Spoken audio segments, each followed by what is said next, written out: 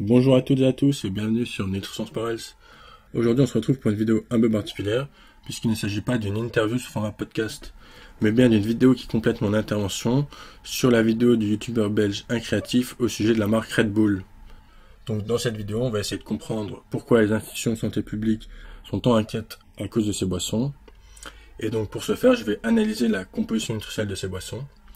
Puis ensuite je vais prendre un peu de recul pour avoir une vision d'ensemble. Mais avant, il faut se demander qu'est-ce qu'une boisson énergisante. Le terme de boisson énergisante est en fait un terme marketing puisqu'il n'existe pas de définition sur le plan réglementaire. Cependant, selon l'Autorité européenne de sécurité des aliments, l'EFSA, ce sont des boissons qui se présentent comme ayant des propriétés stimulantes tant au niveau physique qu'intellectuel. Ils contiennent généralement de la caféine, des sucres, des acides aminés, des vitamines et des extraits de plantes. Il ne faut cependant surtout pas les confondre avec les boissons énergétiques qui sont destinées aux sportifs lors d'efforts intensifs. On les appelle également les boissons de l'effort. Maintenant qu'on a vu qu'est-ce qu'étaient les boissons énergisantes, je vais analyser la composition de ces boissons plus en détail et on va commencer tout de suite avec la caféine. Dans cette partie, nous allons nous intéresser à la caféine, ses sources dans notre alimentation, ses propriétés sur l'organisme, les risques de toxicité et enfin nous finirons par un point recommandation. La caféine est une molécule naturellement présente dans plus de 60 plantes, dont les grains de café, les feuilles de thé, le guarana ou encore les feuilles de cacao. Bien que découverte seulement au 19e siècle, on en consomme depuis beaucoup plus longtemps. Pour la petite anecdote, la molécule de caféine, de théine et de guaranine sont en fait une seule et même molécule. Ils ont simplement été découverts par des personnes différentes, à des moments différents et dans des plantes différentes. Par abus de langage et pour des raisons marketing, ces termes continuent à coexister. Nous consommons la caféine principalement via le café et le thé, mais il y en a dans d'autres boissons, comme dans le cola, le maté ou encore dans les boissons énergisantes. La quantité de caféine présente dans les boissons énergisantes est plus ou moins équivalente à celle retrouvée dans une tasse de café. On retrouve également de la caféine dans des aliments comme le chocolat, dans des compléments alimentaires, dans des médicaments ou encore dans certains cosmétiques. Maintenant, découvrons ensemble les effets de la caféine sur notre organisme. La caféine est vraiment une molécule fascinante qui n'a pas encore révélé tous ses secrets. Elle est d'ailleurs encore très largement étudiée aujourd'hui par de nombreux scientifiques. Son effet le plus connu sur l'organisme est son effet stimulant sur le système nerveux central.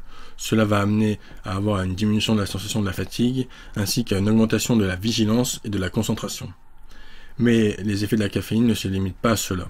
On peut notamment citer une augmentation de la force de contraction des muscles, une augmentation de la fréquence cardiaque, ainsi qu'une augmentation transitoire de la pression artérielle. Elle favoriserait aussi le transit intestinal, ou encore elle aurait un effet bronchodilatateur.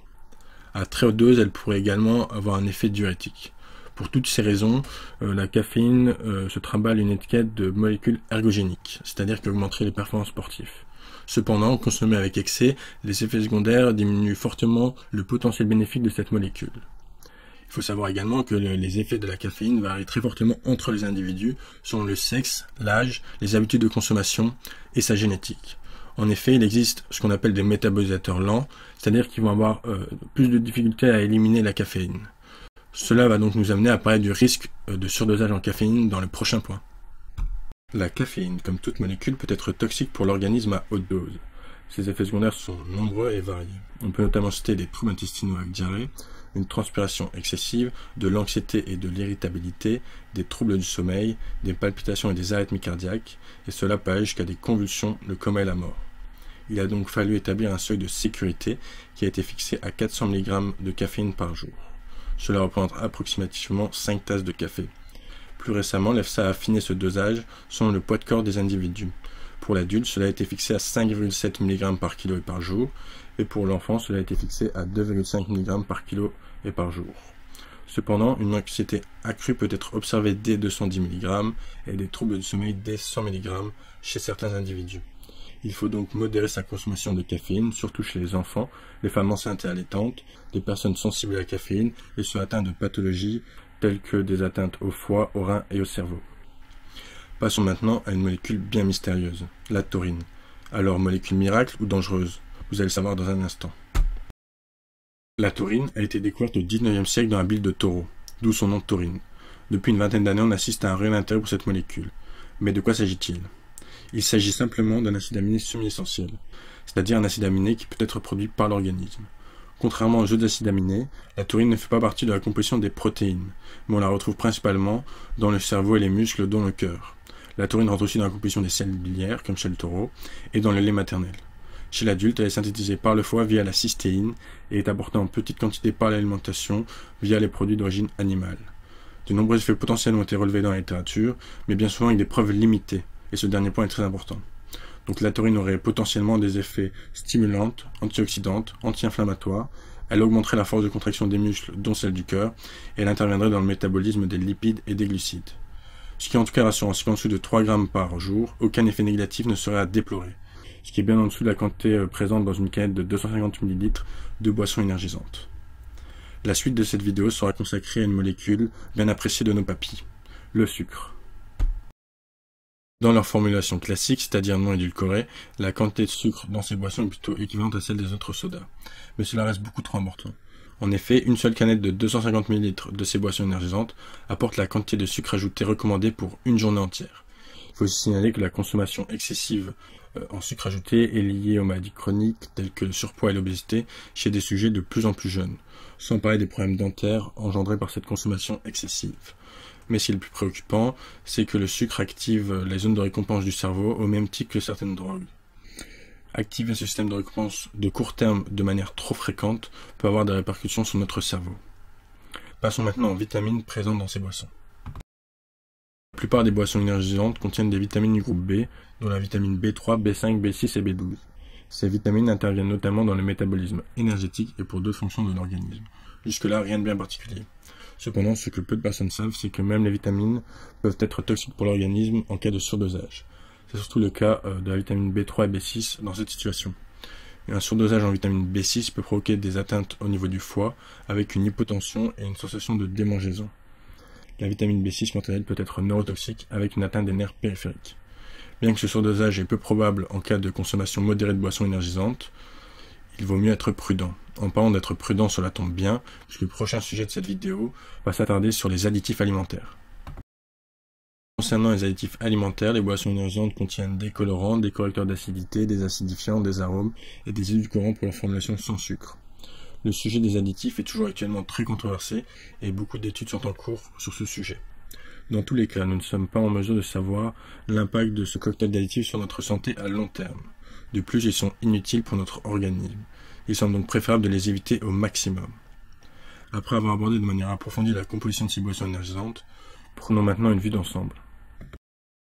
À bord, nous pourrions nous dire que ce n'est pas si préjudiciable pour la santé de consommer ce type de poisson. Après tout, leur consommation de manière sporadique ne semble pas avoir un impact néfaste marqué à court terme. Il n'y a pas plus de caféine que dans le café, le taux de sucre et le taux d'additif est plus ou moins équivalent aux autres sodas, la taurine ne semble pas toxique, et le surdosage en vitamines du groupe B semble peu probable. Pourtant il y a un mais, sinon les agents de santé publique ne seraient pas aussi inquiètes. Tout d'abord, ces boissons rentrent dans la catégorie des produits ultra transformés, qui sont à la fois néfastes pour notre santé à long terme, mais aussi pour notre environnement. Pour rappel, l'augmentation de la consommation de ces produits augmente les maladies d'industrialisation, c'est-à-dire le surpoids, l'obésité, le diabète de type 2, certains cancers, la dépression et les maladies inflammatoires chroniques. Pour comprendre leur inquiétude, il faut parler de la population ciblée par ces boissons énergisantes et leur mode de consommation. Les prospects ciblés par ces entreprises sont les adolescents, les jeunes adultes pratiquant ou non une activité physique. Ces boissons sont donc souvent consommées lors de festivités, et parfois mélangées avec de l'alcool, ou en lien avec une activité physique sportive dans le but d'augmenter ses performances. Bien évidemment, l'association avec l'alcool est déconseillée, puisque l'effet stimulant de ces boissons, associé à l'effet de désinhibition de l'alcool, peut engendrer des comportements à risque, qui peuvent mettre en danger votre santé et celle des autres. De plus, la caféine dissimule la sensation d'ivresse, et l'alcool peut favoriser les effets secondaires des boissons énergisantes. Pour rappel, l'alcool est associé avec une augmentation du risque de certains cancers, une prise de poids en cas de consommation modérée, à une dénutrition en cas d'alcoolisme sévère, à des atteintes au niveau du foie pouvant aller de la cirrhose au cancer du foie, à une inflammation du pancréas et à des risques de dépendance, de déshydratation et à des atteintes neurologiques, peu importe la dose. Dans tous les cas, ces boissons sont évidemment pas adaptées pour les sportifs, comme le souligne la Société française de nutrition du sport. Au final, ce qui inquiète les institutions de santé publique, c'est bien la multiplication des sources de caféine dans notre alimentation, notamment avec l'arrivée sur le marché de produits tels que des compléments alimentaires, des chewing-gums, des boissons énergisantes, certains médicaments et certains cosmétiques contenant de la caféine. Nous sommes donc beaucoup plus à même de conseiller une dose élevée de caféine dans notre journée. À cela, il faut aussi ajouter le fait que les jeunes ont un risque plus important de surdosage, et ce, sans prendre en compte le fait qu'il existe des métabolisateurs lents. C'est d'ailleurs dans ce cadre-là que l'Agence de la sécurité française des aliments, l'ANSES, a lancé en 2009 le programme de Nutri-Vigilance qui consiste à surveiller les produits alimentaires tels que les boissons énergisantes. Maintenant que nous avons vu les consommateurs ciblés, leur mode de consommation, voyons ensemble les dangers d'une consommation excessive de ces boissons pour la santé. Les dangers liés à une consommation excessive de boissons énergisantes sur un court laps de temps sont principalement dus aux effets secondaires de la caféine, et notamment ses effets au niveau cardiovasculaire et au niveau du cerveau. Comme nous l'avions vu précédemment, vous pouvez ressentir des douleurs au niveau de votre torse, une augmentation de votre fréquence cardiaque, faire de l'hypertension et des arythmies pouvant aller jusque l'arrêt cardiaque. Au niveau du cerveau, vous pouvez ressentir de l'irritabilité, de la nervosité et de l'anxiété, voire faire des crises de panique, des hallucinations et des crises d'épilepsie. L'ANSES recommande donc d'éviter la consommation de ces boissons énergisantes en association avec de l'alcool ou lors d'un exercice physique, d'être particulièrement vigilant vis-à-vis des apports en caféine via ces boissons énergisantes, surtout pour certains consommateurs, comme les femmes enceintes et allaitantes, les enfants et les adolescents, les personnes sensibles aux effets de la caféine et ceux atteints de certaines pathologies. Et d'une façon générale, pour tous les consommateurs, de modérer sa consommation de caféine. Avec la multiplication des sources de caféine dans notre alimentation, il faut être extrêmement prudent vis-à-vis des boissons énergisantes.